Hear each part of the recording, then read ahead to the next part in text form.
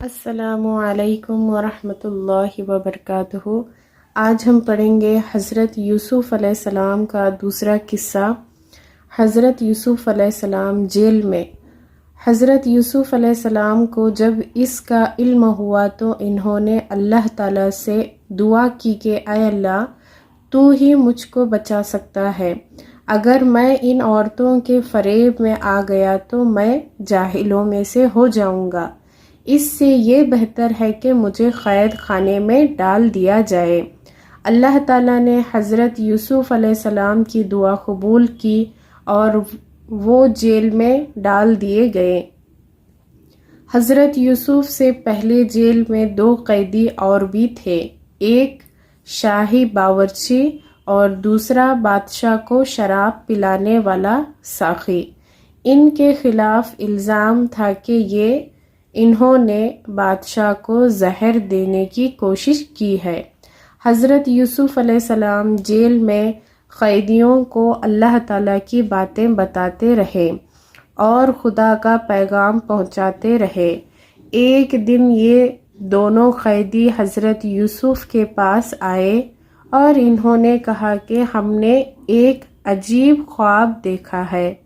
ساقی نے کہا کہ میں نے دیکھا ہے کہ بادشاہ کو انگور کی شراب پلا رہا ہوں۔ باورچی نے کہا کہ میں نے دیکھا ہے کہ میرے سر پر روٹیاں ہیں اور پرندے ان کو نوچ نوچ کر کھا رہے ہیں۔ یہ خواب بیان کرنے کے بعد انہوں نے حضرت یوسف علیہ السلام سے اس کی تعبیر پوچھی۔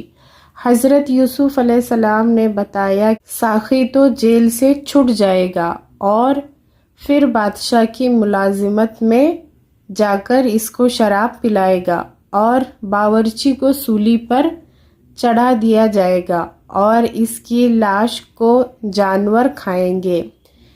ایسا ہی ہوا۔ اللہ تعالیٰ نے ساقی کو رہا کر دیا اور باورچی کو سولی ہو گئی۔ حضرت یوسف علیہ السلام ان کے بعد بھی سالوں جیل میں رہے، لیکن کسی کو ان کی رہائی کا خیال نہ آیا۔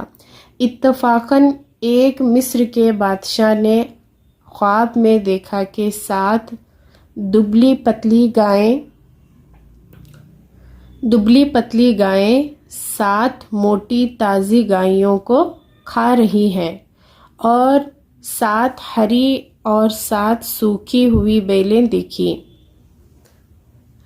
بادشاہ نے اپنے درباریوں سے اس کی تعبیر پوچھی مگر کوئی بھی صحیح جواب نہ دے سکا۔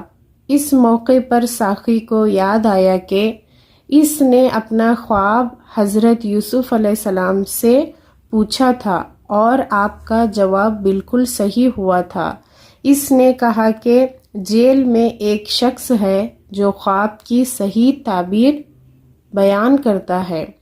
بادشاہ سے، جس کو عزیز مصر کہتے تھے، اجازت لے کر وہ جیل گیا اور حضرت یوسف علیہ السلام سے سارا واقعہ بیان کیا۔ حضرت یوسف علیہ السلام نے فرمایا کہ اس خواب کی تعبیر تو یہ ہے کہ 7 سال ملک میں خوب گلہ پیدا ہوگا اور 7 سال سخت قحط پڑے گا اور پھر 1 سال آئے گا جس میں خوب بارش ہوگی اور گلہ ہوگا۔ جب اس شخص نے بادشاہ کو جا کر یہ خبر سنائی تو اس نے کہا کہ حضرت یوسف کو بلایا جائے۔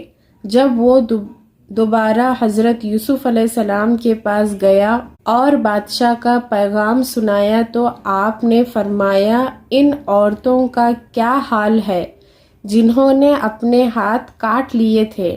بے شک میرا رب ان کے مکار و فریب سے واقف ہے۔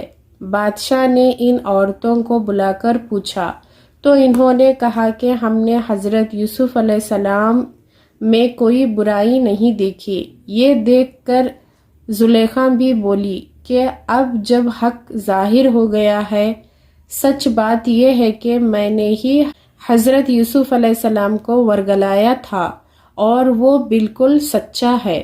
صدق اللہ علی العظیم، صدق اللہ رسولہ الکریم۔